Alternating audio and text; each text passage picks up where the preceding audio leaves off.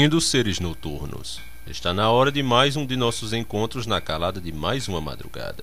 E hoje eu vou trazer um dos casos que atrai a atenção de muitos por ser talvez o caso mais sinistro já acontecido na Inglaterra, no século XII.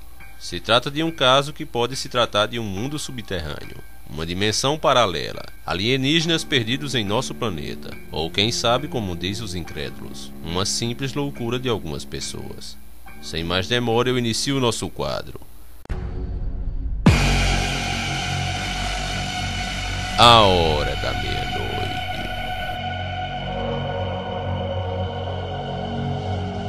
Entre 1135 a 1154 na Inglaterra, no reinado do rei Estevão, estava para acontecer um caso que seria debatido e estudado até os dias de hoje, sem nunca chegar a um acordo de tão polêmico que é o caso. Em uma tarde de agosto, por volta das 4 horas, enquanto lavradores faziam sua colheita normalmente em uma pequena aldeia chamada Old Pit, perto de Bury St. Edmunds, eles perceberam que havia algo dentro da caverna, conhecido por eles como a Cova do Lobo. Em primeira vista, pensaram se tratar de algum animal, apenas se refugiando e observando atentamente. Ao se aproximarem, logo perceberam que se tratava de duas crianças, só que havia algo muito estranho com elas. Elas estavam vestidas com roupas diferentes, com um material que eles nunca tinham visto nem parecidas por ali, em lugar nenhum por toda a Inglaterra. A pele delas também chamou muito a atenção. Ela era fora do normal, o que assustou eles logo de início. As crianças eram verde, a pele totalmente verde. Era tão verde que, para você ter ideia, eles pensaram de início que elas estavam sujas. Tentaram lavar diversas vezes e esfregaram muito as crianças, na tentativa de fazê-las voltar ao normal. As crianças assustadas só faziam chorar. Percebendo que elas estavam famintas, elas foram levadas à aldeia. Chegando lá, eles tentaram se comunicar com elas, coisa que eles tentaram desde que avistaram elas, mas sem sucesso. As crianças simplesmente não respondiam a nada do que eles perguntavam. No começo pensaram que era por causa do trauma sofrido, mas logo que os dois se acalmaram viram que eles falavam normalmente um com o outro, só que o idioma era totalmente desconhecido. Enquanto as crianças conversavam com aquele idioma estranho, muitas pessoas foram chamadas para ver se algum identificava que idioma era aquele, mas todas sem sucesso. Ninguém nunca tinha ouvido um idioma tão estranho. Eles relatam que foi chamado o homem mais inteligente daquelas aldeias e de outras ao redor, um homem que havia andado por toda parte daquele país. Mas mesmo ele não conseguiu identificar o idioma. Vendo que as crianças estavam fracas e famintas, eles logo trouxeram o que tinham de melhor para alimentá-las. Mas estranhamente, mesmo aparentando estarem mortas de fome, elas se recusavam a comer. A reação delas diante de comidas gostosas era como se alguém colocasse capim no seu prato, o que descarta a possibilidade de ser um trauma, como diz os incrédulos, porque se fosse assim seria muito pouco provável que os dois tivessem a mesma reação diante da comida. Qualquer animal, por mais irracional que esteja, quando está faminto ele ataca a comida. É um instinto nosso. E como diz o ditado, cada doido tem sua doidice. É impossível loucos com a mesma loucura, já que cada cabeça é um mundo. Os moradores foram ficando cada vez mais desesperados, vendo que se eles não comessem logo, iriam de fato morrer. Assim eles resolveram levar as crianças à casa do cara mais rico por lá. Era um fazendeiro chamado Sir Richard de Cowley. Lá, o fazendeiro providenciou os mais variados alimentos que ele possuía, mas nenhum teve sucesso. Eles tentavam comer, mas vomitavam em seguida. Foi aí que, já sem opções, alguém trouxe feijões. Alguém chegou a dizer que eles já haviam tentado, só que o feijão tinha sido cozido e temperado da última vez, e dessa vez o feijão era recém-colhido, e isso atraiu as crianças como se fosse um bolo de chocolate. Elas comeram que se fartaram durante semanas. Notou-se também que eles só comiam os feijões que estavam verdes. Os maduros eram deixados de lado. Os dois não estavam muito bem, pareciam ter ficado vários dias naquela caverna. Poucos dias depois o menino veio a falecer, mas a menina parecia como uma planta se adaptando ao novo ambiente. E aos poucos ia tentando comer nossos alimentos. Começou com um pão. Ela fazia uma cara feia, até que depois de alguns meses ela começou a comer normalmente. E assim sua cor mudou para uma cor normal. Ela foi aprendendo aos poucos o inglês e começou a trabalhar em uma casa de um rico. Assim que ela dominou o idioma, os curiosos começaram a perguntar como era o lugar de onde ela vinha e quem era aquele menino que veio com ela. Ela dizia que eles vinham de um lugar onde não havia sol, era eternamente o crepúsculo. No entanto, no lugar de onde ela veio, era possível ver nas imagens de um rio uma terra luminosa, que todo o povo deles, que também era verde, chamavam de Luminous. Era assim que chamavam a terra, provavelmente a nossa. Quando perguntaram como se chamava a sua terra natal, ela disse algo como a terra de Saint Money. Ela disse que o menino que veio com ela era seu irmão. Eles dois estavam pastorando os animais dos seus pais. De repente um animal correu, eles perseguiram ele e encontraram a entrada da caverna. Eles ouviram um som alto de sinos, que vinha dali. Empolgados, eles entraram na caverna no intuito de localizar a fonte dos sinos. Na distração, eles acabaram se perdendo em meio de tanta escuridão. Sem saber se estavam indo para frente ou para trás, continuaram tentando encontrar a fonte dos sinos. Isso acabou se tornando seu guia. À medida que eles se enfiavam nas trevas, o sino ficava mais alto, até que finalmente encontraram uma forte luz, fonte do barulho dos sinos, na boca da caverna. Imediatamente eles foram cegados pela luz, coisa que eles nunca tinham visto daquela forma. E ali, inexplicavelmente, eles caíram em um sono profundo e dormiram por um bom tempo. Depois acordaram com barulhos dos ceifadores que faziam sua colheita. Aterrorizados com aquilo, eles pensaram em fugir, mas já haviam sido vistos pelos ceifadores. Pessoas que ouviram essa história tentaram fazer o caminho de volta através da caverna Cova do Lobo, mas ao cruzarem até o outro lado, eles chegaram até outro vilarejo que havia sido atacado poucos dias antes da aparição das crianças. Inclusive, isso fez o historiador Paul Ehrens publicar em 1998 que o caso não tinha nada de sobrenatural, pois a coloração verde seria alguma anemia segundo ele. Só que ele nunca soube explicar como de fato duas crianças ficam tão verdes. As roupas estranhas que eles usavam, ele não disse nada. Sobre o idioma, ele disse que aquela aldeia destruída de onde ele acreditava que elas vieram falava um idioma único que ninguém sabia o qual. Que é contraditório, pois pessoas que conheciam a aldeia destruída sabiam o idioma deles, porém não reconheceram o idioma que as crianças falavam entre si. A menina foi batizada com outro nome. Dizem que ela tinha um comportamento diferente das meninas tradicionais da época, sendo considerada meio devassa e rebelde. Existem duas versões do que realmente aconteceu com ela. Alguns acreditam que ela morreu já adulta 5 anos depois dessas declarações. Outros que ela se casou com um cara chamado Lin King, no município vizinho de Norfolk, onde teve uma vida longa e sossegada. Apesar de alguns negarem o sobrenatural firmemente, esse foi mais um soco na cara dos incrédulos. Para você ter uma ideia, os historiadores checaram as fontes para ver se tudo aquilo era mentira.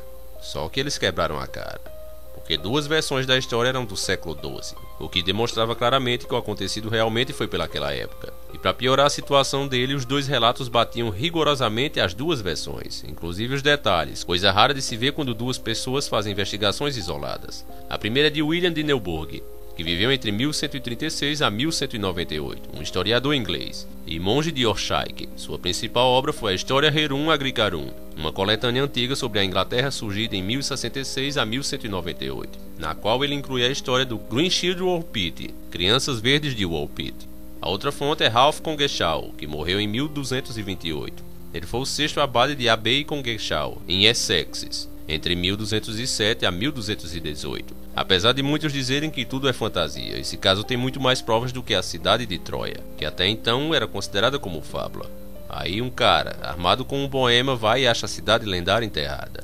Aí eu pergunto, até quando os incrédulos vão continuar querendo esconder o sobrenatural a todo custo? Dessa vez, no caso de Troia, ficou difícil esconder uma cidade inteira.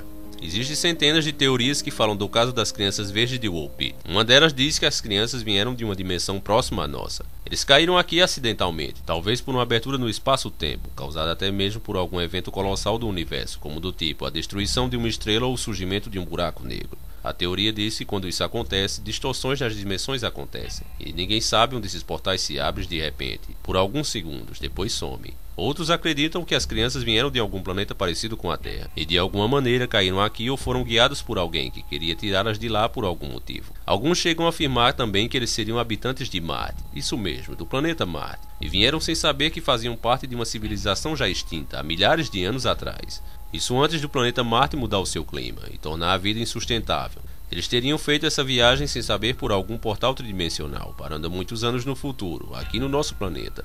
Outros acreditam que eles eram um tipo de elfo, outros que eram humanos em uma realidade alternativa, visto que existem muitos outros casos com semelhanças com esse caso. Inclusive eu vou deixar aí na descrição do nosso vídeo, um vídeo aqui do nosso canal, que eu falo de uma experiência dessas. Inclusive o cara afirma que trouxe uma prova que essas dimensões existem. Você não pode perder esse vídeo, realmente vale a pena ver. As semelhanças com esse caso são incríveis. Enfim, existem muitas teorias diversas e ninguém pode afirmar nada 100%. O que se sabe de certeza é que até hoje estamos intrigados com esse caso. A cidade ficou conhecida mundialmente por as famosas crianças verdes de Woolpit. E eu quero saber em quem você acredita. Tudo é paranoia das pessoas que acreditam num lado espiritual, que entre o céu e a terra existe muito mais mistério que se pode imaginar. Ou esses céticos estão certos e tudo não passa de crendices e loucura de duas crianças doentes. Qual das teorias faz mais sentido na sua opinião? Você tem uma nova teoria? Então deixe aí nos comentários, porque aqui a sua opinião é sempre respeitada. Esse vídeo foi a primeira dica do nosso grupo do Zap, eleita por votação. E você quer saber o que tem que fazer para fazer parte do grupo? Não precisa fazer doação nem nada do tipo. Basta apenas você mandar o seu número na nossa página do canal. Destinada a nosso amigo José. Pra mim dessa vez sobrou tempo. Sendo assim, eu trago o quadro mais bosta do canal. Se você não gosta de ouvir besteira, é melhor fechar o vídeo. Porque a partir de agora, só vem besteira. Os comentários no Meimons, aquele bicho que defeca pela boca e é feio pra caraca. São os comentários de baixíssimo nível, chega da vontade de chorar ao ouvi-los. E vamos ao primeiro e único da semana. Eu queria saber se é pecado bater punheta 5 vezes por dia. Diga aí se esse quadro não é de baixíssima qualidade. Eu avisei. Em primeiro lugar, aqui não é confessionário, meu amigo. Eu não tenho autoridade para dizer o que é ou deixa de ser pecado, mas eu acredito que se for, vai ter muita gente condenada ao inferno. Recomendo que você passe menos tempo assistindo Naruto e vê se descola uma mulher para baixar esse queijo. E para que você fique mais ligeiro das ideias, segure esse nosso selo no Meimon de baixíssima qualidade, porque você é um verdadeiro representante desse bicho.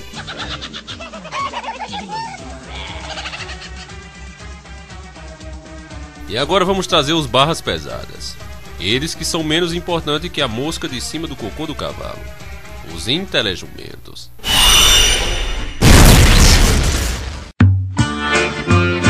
E para esclarecer, eu vou explicar o que acontece com o intelejumento depois de velho.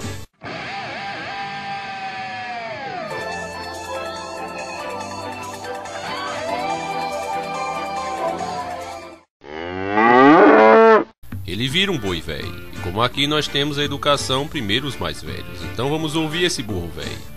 Ele me disse em um vídeo: e o Moisés não fazia o mesmo, idiota? Religião é meio de vida, para não trabalhar e viver das costas dos idiotas. Uma prova viva que burrice não tem idade. O cara comparar Moisés com Maomé, cara, é um crime. Moisés era um cara justo, tanto que teve contato com Deus e pegou da mão dele os 10 mandamentos que estão aí até hoje. Aí você o critica por ele ter matado gente ruim na sua jornada. Aí eu só posso imaginar que você vive em uma redoma de vidro, sem ver o mundo. Você acha que gente como eles escuta o que os outros dizem e pensam? Tem horas, meus amigos, que não dá mesmo pra dialogar. Tem cara que só entende na porrada. Por exemplo, veja o PT. O Brasil em peso está tentando tirar esses caras do poder. Já recorreram aos juízes diversas vezes. E eles manipulam, controlam a justiça. E assim se mantém no poder e pelo jeito vamos ter que engolir eles pelos próximos 4 anos. E aí? O que fazer numa situação dessa? Isso é o PT. Naquela época era muito pior porque as pessoas não sabiam o que era certo e errado e faziam o que queriam, o que vinha na cabeça. Não tinha como dialogar com aquelas pessoas. Continuando. Vídeo bosta. Esse vídeo é bosta, meu querido. Tá difícil de encontrar vídeos bons no seu canal. Ainda estou aqui porque depois de Ayrton Senna e Enéas eu ainda tenho fé em você. E aí eu digo: estava aqui. Tchau. Vá para o campo de Elísios descansar um pouco. Esse outro aborto mal sucedido. Até minha trouxa é maior do que Deus. Ele falou outro nome, mas é melhor mudar. Agora veja o corpo desta criatura. Parece um zumbi de Walking depois de ter sido metralhado pelo cowboy e ter levado 30 facadas. Uma coisa dessas, a única coisa que deve ter grande é o... Esse último é o legítimo telejumento. E prova que eu falo a vocês que não devem perder tempo discutindo com o intelejumento. É tudo o que eles querem.